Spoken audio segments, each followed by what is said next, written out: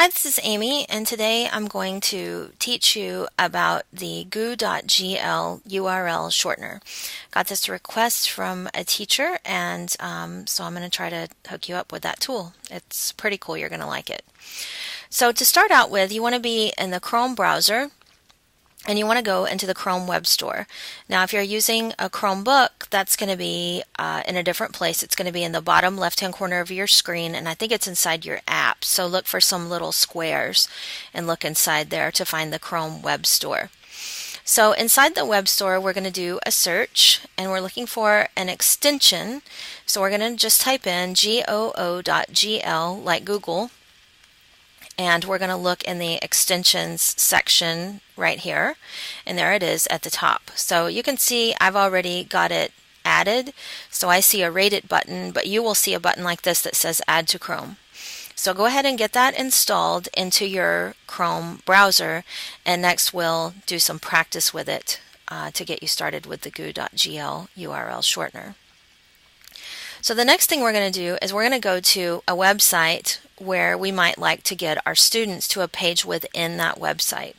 Now this one, Toondoo, is a good example because if you start out with one of these other areas and not the bookmaker, you might not be able to turn your tune into a book. So we definitely want our students to start out at the bookmaker. Also, on the front page, sometimes you see a cartoon, a featured cartoon at the bottom.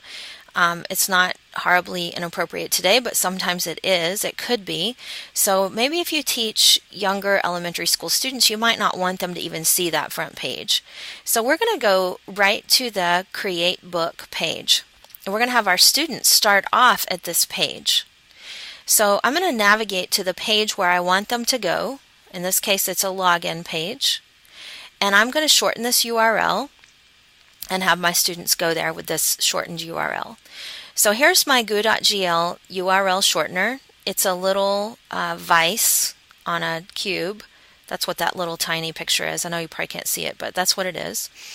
And so I'm going to click that, and I've gotten a URL. Now, this one is not ideal because as you see, it has a 0 in it, and you can really tell that with this font. But if you want to print this out and put it maybe on a bulletin board in your classroom with the QR code, which the shortener is also made for us, you are going to want a different URL. So what I do is I just keep clicking it until I get one. Oh, sorry. See, that was an O, not a 0. That's why it's confusing. I just keep clicking it until I get one that is not ambiguous. This one is good. This is a great short URL. So now I can do a bunch of different things. I can get this QR code. So I can click it. It's going to open in another screen, and I can just save that image, and I'm going to go ahead and just save that to my desktop. So now you can see that over here on my desktop. We're going to do something with that in a minute. But now I actually want the short URL too. I don't just want that. Well, if I go back to Toondoo again and I click that again, I'm going to get a different one. But remember, I had just my perfect one. So what I'm going to do is I'm going to go to goo.gl in my browser. Now you want to make sure that you're logged in to your Goo.gl URL shortener. So if you're not logged in, you want to go into the options and actually grant access through your account and log in. Because what you want to be able to do is actually navigate to that page, Goo.gl, so that you can see all of your shortened URLs. So here's the one that I just made. I'm going to go to the details on that one. And actually that's not it, because remember it was a nice clean one with a great ending on it, but we'll just pretend. Okay, so we're going to go to the details. There's my QR code. Here's my short URL. So I'm going to select over that and copy it. Control C. I'm using a Mac right now. Command C. And now I've got this on the desktop. The next thing I'm going to do to make my image is I'm going to go into my Google Drive, and I'm going to make something to put up either on the board or in my classroom. So if this could be through my projector, I want students to go there when they come in. It could be in a slide of a presentation in a Prezi, or I could put it on that bulletin board of enrichment activities. All right, so now I've got my Google Doc. I'm going to insert my image, which in this case I've downloaded to my desktop. So let me just drag and drop that in there. So there's my QR code. I'm going to make it nice and big because I'm going to print it or have it on the board. But in addition to that, I'm not just going to put the QR code because we're not going to look at this with a mobile device. So I'm going to Control C on that, or Command C also.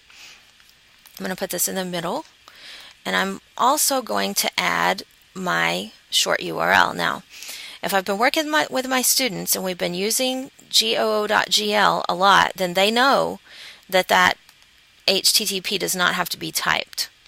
So I'm going to play with my fonts a little bit so I can get one. Usually you want a serif font so that you can see, that that's a 1, for example. It just helps you recognize those characters. So now I've made this nice and big. I can print this out, I can put it on my board, or I can size it so that it can be seen perfectly on my screen. Either way, I've got a short URL that's going to take my students directly there. Now, one more scenario. Another scenario is, let's say that maybe we're researching or something like that, and we've dug down into deep into CNN.com, and maybe we're really deep down into this website here. So let's get this URL really long.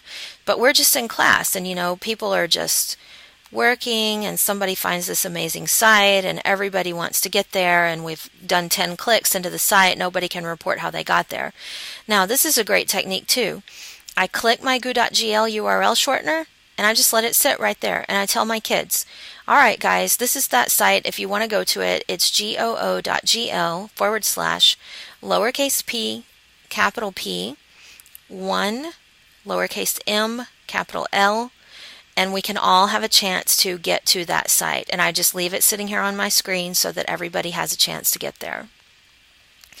Now later on, if you want to go back and look and see the analytics on that Goo.gl you made, then you can either go back to your list by just going to Goo.gl, and I'm going to scroll and find one that I actually used, and then we can go to the details on that. Well, you notice this URL up here? There's my unique code. So anytime you have a Goo.gl, you can use this, replace this part right up here with your specific 5-digit, string there, and it will show you the details. So here we are. What browsers did people use? Where did they come from? What platforms were they using when they clicked that link? All that information is there for all time. So it's a really neat tool. It's a little thing, but it's so important for a classroom process. I hope you learned something new and that helps. Bye.